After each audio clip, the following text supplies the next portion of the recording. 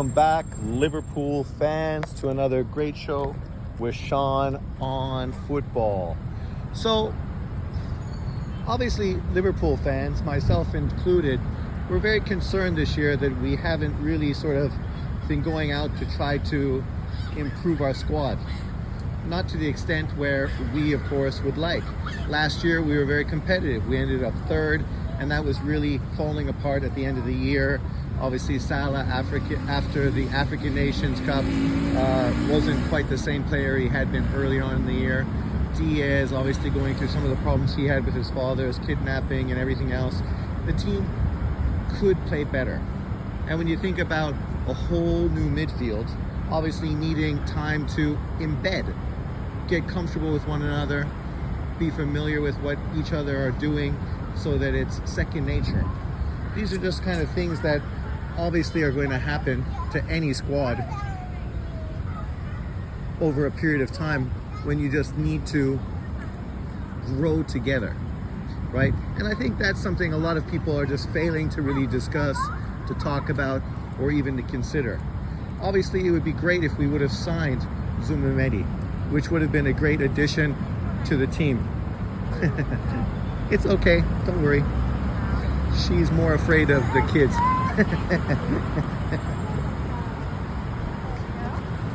Yeah, girl. Where are you going, Lily? But obviously, you know, we would have loved to have him added to our midfield. He would have been a great addition.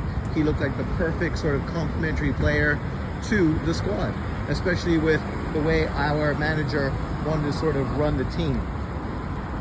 But unfortunately, sometimes things don't go the way you would hope.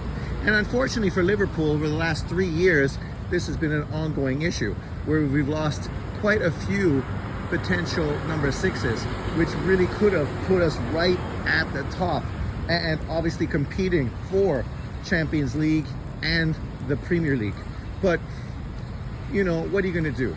Are you going to moan, groan, and cry because players chose to go to teams like Real Madrid or Chelsea for more money? Or are you just going to be realistic and understand that, you know, sometimes that's how the fucking cookie crumbles? And unfortunately for Zumamedi, he's a very loyal Spanish kid who's in a new marriage with a new kid and just feels that he'd be more comfortable staying at home where his wife and everybody is comfortable, as opposed to moving to a brand new country. Maybe neither of them speak English very well, and it'd be a very big transition and difficult, not just for him. Obviously, he's going to be playing football all the time, but she's going to be living there.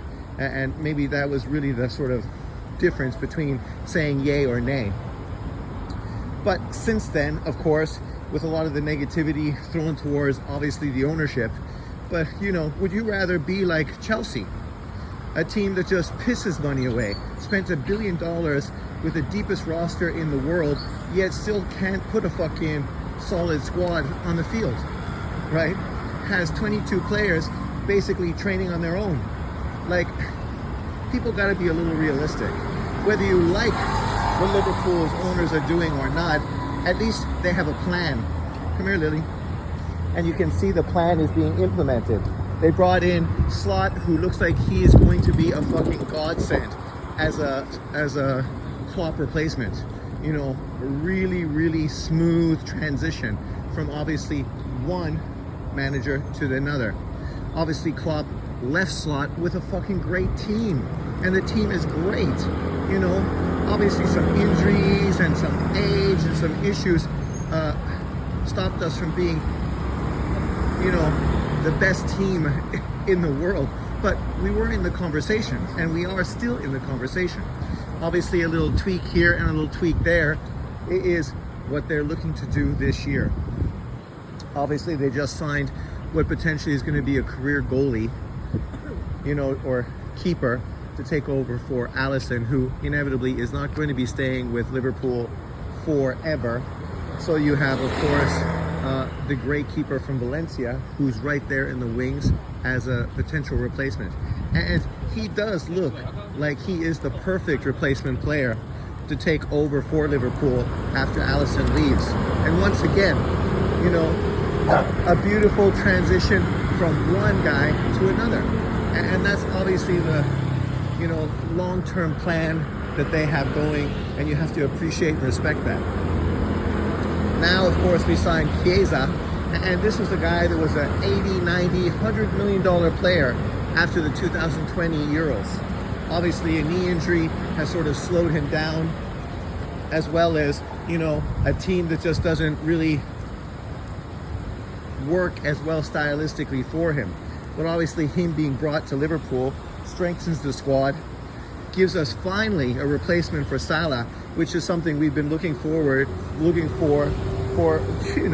quite a few years now, and always failed to sort of really sign somebody, because either it's a person that's just too good and won't want to play obviously behind Salah, or somebody too young that you have to question, is he really going to learn playing beside Salah, and is it really going to give us the real support necessary?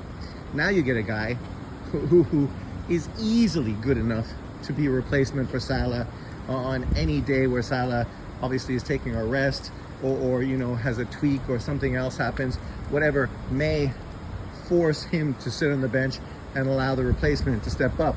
And a guy who's obviously versatile, that you can play across the front line, which is obviously a great thing as well. When you compare him to who we had previously in Ben Doak, a great young prospect, but still a prospect. A guy that has speed, was impressive at moments that he was played, but yet doesn't have a history of doing it on the biggest level, isn't really the quality replacement that a team in Liverpool's position really needs. But now you have Chiesa. Chiesa could easily come on and literally be the best transfer this year in the English Premier League. Easily. I'm not saying that's going to happen, but I wouldn't be surprised at all if it did happen, right? And we know that potentially Salah is going to be leaving next year. And I'm not sure how that's going to work. I mean, Liverpool losing him and not getting any money back for him, it seems to be a real sort of stupid way to have managed your team. But obviously they went through a new front office, and this might have been one of the situations that is a result of that transition from the people in charge now to obviously the people that were in charge previously.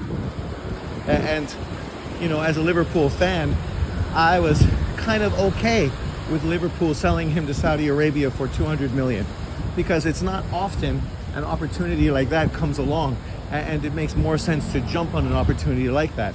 And now in hindsight, 2 seasons where we kind of were disappointing and potentially now losing Salah for nothing, now you sort of kick yourself in the ass saying that shit, we should have obviously done that, because with that 200 million you could have easily got a really great replacement. Obviously he might not have had the same impact. It might have taken a while to transition to a new squad and perform at the level that we wanted him to, but would we have finished any worse than third last year if that was the case, right? I don't know if we would have, because we still have a great team behind him with great depth. Then, of course, what people also fail to discuss, and I just find a lot of fans are very negative, naysayers, always looking at the glass half empty as opposed to half full. Maybe just me, as a very optimistic person. How do you get through life if you're just a fucking sour-faced motherfucker? I don't know. Obviously, the quality of your life is not that great if this is your constant demeanor. But we also signed those 2 young players. And excuse me if I can't remember their names off the top of my head, but the great young forward from Chelsea, who looks like potentially he could be a real keeper in the future, and a potential superstar forward for Liverpool, as well as the center back defensive midfield player we just signed, coming from where? Newcastle, I think. Am I mistaken? I know Trey Nyoni came from Newcastle, so maybe Leicester, but that kid obviously has huge accolades as well, and it just so happens it fills 2 needs that we need. Obviously he's young, and we wouldn't expect him to be fulfilling those needs anytime soon. But once again, this is having a long-term plan, understanding that, when you can get quality players, you get them when you can, you jump the opportunity. There's no such thing as having too much depth at a position. And this is an example of that. These two guys obviously are going to be, plying their trade at the U21s, hopefully this year. And maybe we'll get to see them a little bit up with the big boys in some FA Cup tournaments and stuff of that nature. And you never know how long it takes guys to literally transition and really sort of get to the point where they can really contribute to a team. It really looks like Trey Nyoni right now is a guy that's making quite a few players expendable because of the great upside that he's showing. And obviously the team feels very confident with him and his upside and how he's going to be able to contribute. So that's why the young Spanish kid is potentially going out on loan in Germany, why Bobby Clark just went out as well. And, just another example of that. There's great players, and then there's great players. The kind of players who maybe could develop, but might not develop for a Liverpool. But we may see somewhere down the road representing other teams and doing well. And Solanke is the perfect example of that. A guy who's playing very well, just signed a big deal with Tottenham, scoring tons of goals. People are very optimistic about what he's doing. But yet Liverpool let him go, right? And you ask yourself the question, is it the worst thing that happened? Or is it just par for the course, right? He was good, but he wasn't good enough for Liverpool. Trey Nyoni is the exception, hopefully, to that rule.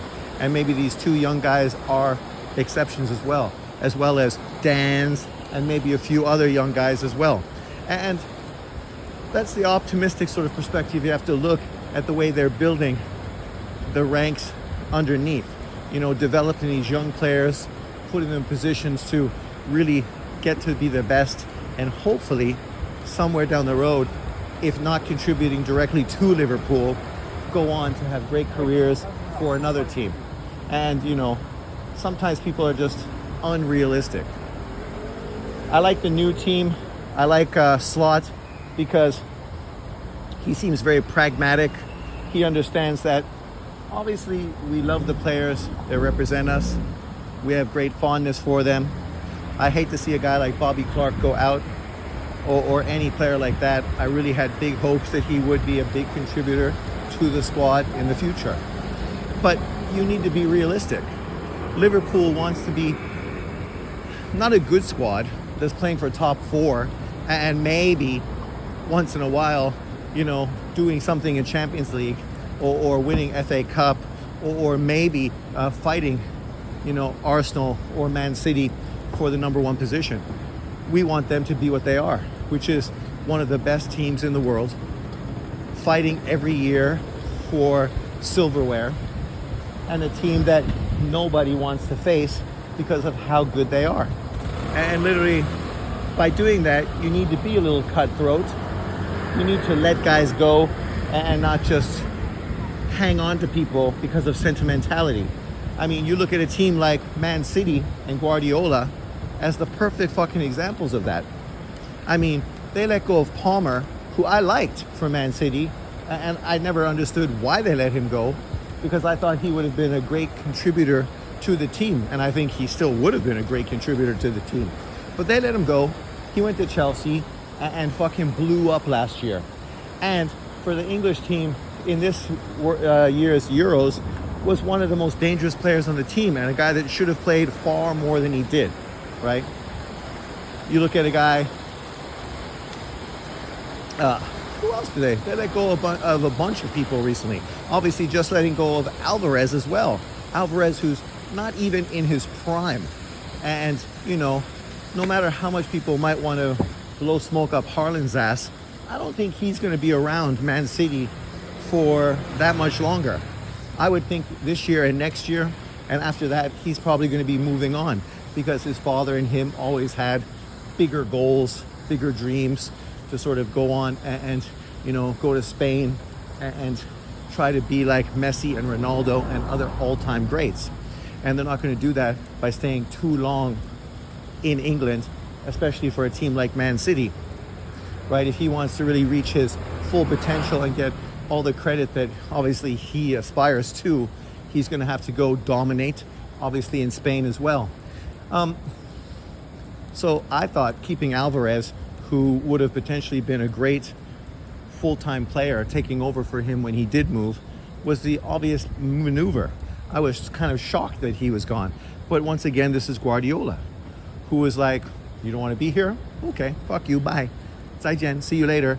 And this is even similar when we go back years before, when we talk about Man U with Ferguson, getting rid of Ronaldo, getting rid of Beckham, right? As two examples. And in hindsight, when you look at it, you're like, fucking Christ, look at the balls on this fucking guy, literally doing that. But this is what you need. You can still have great relationship with these players. You don't have to be a douchebag in the process, but you can't also hold on to players too long when obviously they're not contributing at the level that you need them to contribute. And that was really what sort of imploded Klopp's Liverpool, the midfield getting old and being overworked and literally disintegrating in front of our eyes. And you can blame ownership because they didn't replace center backs quick enough. They didn't bring youth into the midfield to develop at the point where they should have, and that's true. And that's obviously something that the team needed to do better. And the way things are going now, I'm pretty optimistic. Obviously, we would all like to see them spend big money and get, some sensational players. And I still believe that they're going to do that, but they're going to do it when they feel it's a player that fits what they want, right? The same way they signed Van Dijk. They had a hard-on for him. They missed out on him early, and they just waited until he was available, and then they jumped at him and spent big bucks to bring him in. And he went on to, solidify our back line. It was the same thing they did, obviously, with other players as well. So you can see they're not afraid to spend money when they feel the player is available to them. It's unfortunate that last year they shot themselves in the foot with that whole, what's his face? Caicedo sort of situation. I mean, offering that big deal for $100 million for him, but doing it too late. Maybe hoping that they could get him for less money, and play off Chelsea and this and that. And then they end up getting embarrassed. And in the process, ended up losing on the young kid from Southampton, who right now I think kind of looks like he's got better upside moving forward than Caicedo does for Chelsea, right? And unfortunately, they totally fucking screwed the pooch in that situation, which was embarrassing, right? But you can't harp on the failures. You got to move forward and look at some of the possibilities and the positives that they have done. And we've seen tons of positivity from the team over the years. And I'm optimistic. I like what's going on now. I think the way Slot is doing things is great. I like the fact that he's very pragmatic. He's not going to get, too caught up just because, a team loves a player. He's going to literally do what's best for the team to make us really compete at the level that we need to.